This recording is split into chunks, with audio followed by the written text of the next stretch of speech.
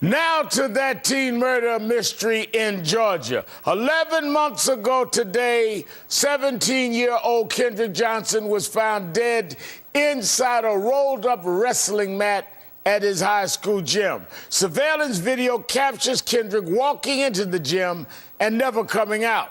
His death was ruled an accident, but his family always believed he was murdered.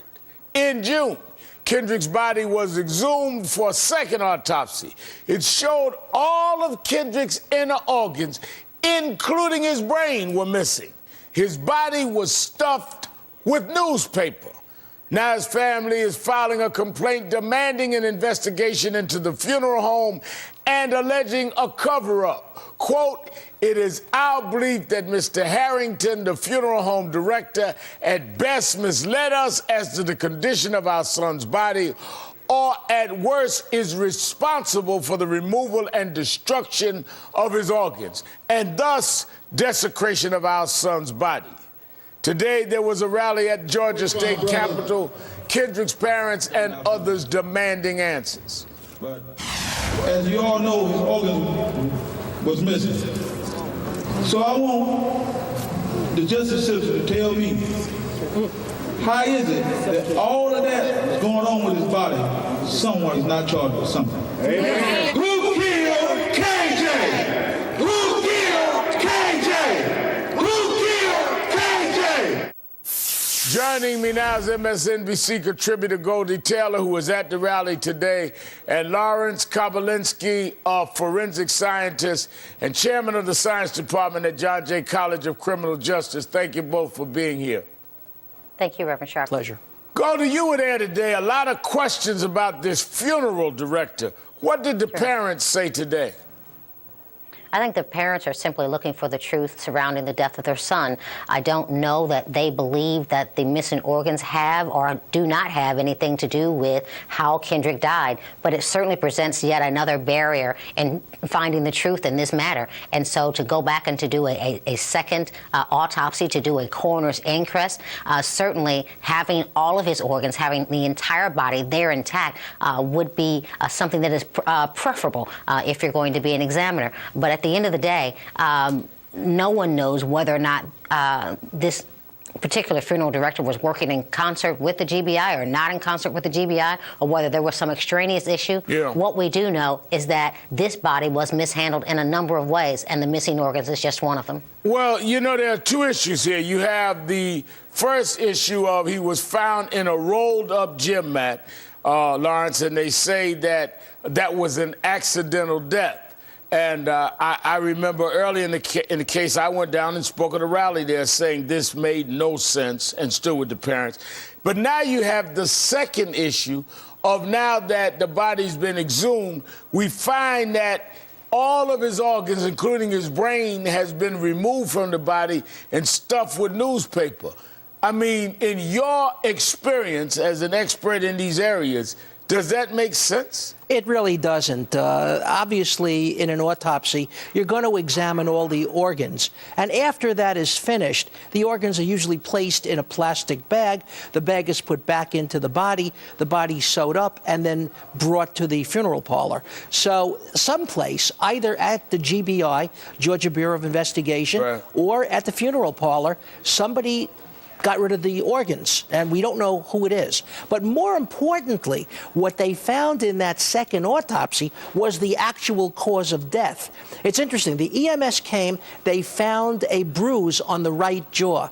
The first autopsy revealed nothing. They did say there was some abrasions on the fourth digit of the left hand, blunt trauma, but they never said anything about the bruising on the right side of the jaw. The second autopsy actually found not only bruising on the right jaw, but the carotid body was split and hemorrhaged from blunt trauma, the probable cause of death. So, I mean, it makes no sense for somebody to climb up in a mat. But the funeral director says that the organs were destroyed by the prosecutor.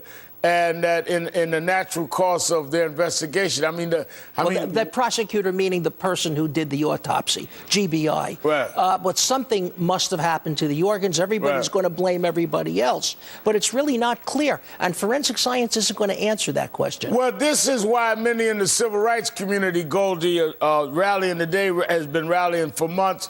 I know Martin Luther King III, my friend, was there today, among others, saying, wait a minute. First, you don't deal with the fact or with the cause of death, and now you have told the family, first of all, January of 2013, the funeral director never told the parents their organs were missing. Then in June, after the second autopsy, when he was confronted by the father, the funeral director says 1 or 2 organs might be missing.